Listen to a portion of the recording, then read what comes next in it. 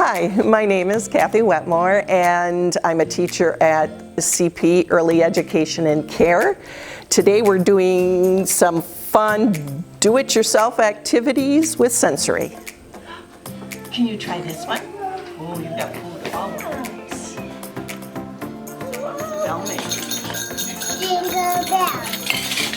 So the first activity that we are going to do is fun with magnets. I have just a plain old ordinary bucket. The other things I have are juice lids, plastic coins, cookie cutters, chain, and then these are bells. You can pick up anywhere, Hobby Lobby, any of the places where you get crafts.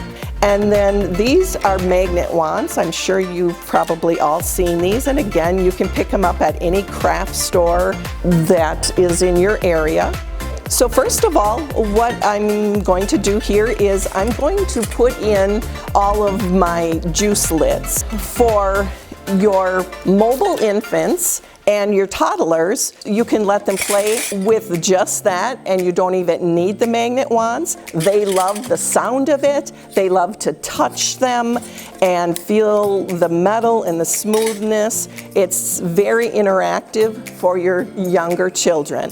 Then as you get into the 2s, 3s, and 4s, what I like to do is I like to add the wands. And again, the children love to see what the magnets will do. They love to hear the sound of the metal. So then what I would do is I would take these cookie cutters, add those in, and now it becomes more interesting to the children because you not only have the juice rings, but now you've also got these really cool shapes in there. To add another level of learning, you can add the chains.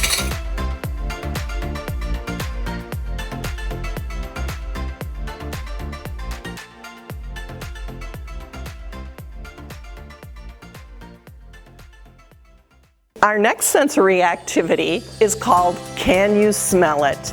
And of course this is going to really trigger their sense of smell, and that's the idea behind it, but it also will help them to visualize exactly what they're smelling.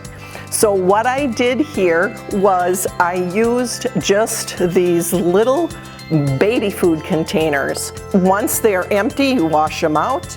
And then what I did was I took a paper punch, just a single paper punch, and I punched 2 holes in the top. That way the kids can smell it. And you can use anything to put in these containers. So we have a lemon, popcorn, cinnamon sticks, Doritos that I put in here because this is a spicy smell and kids can identify that. This is actually mint. It's fresh mint leaves. And this is fresh almonds, and almonds have a very sweet smell to them. So again, something that the kids really enjoy.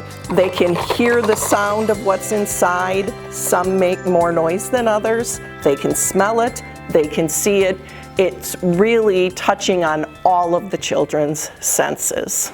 The third activity that I have for us is, again, a very simple one.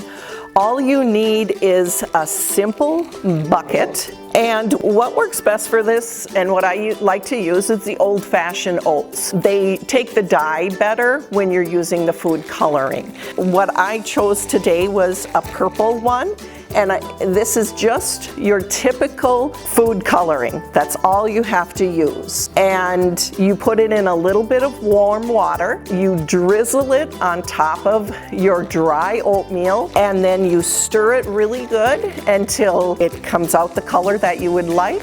You put it on some paper towels so that it absorbs the excess moisture, and when it's dry, you can use it in your sensory table. So that's all there is to it. It is a great tactile sensory.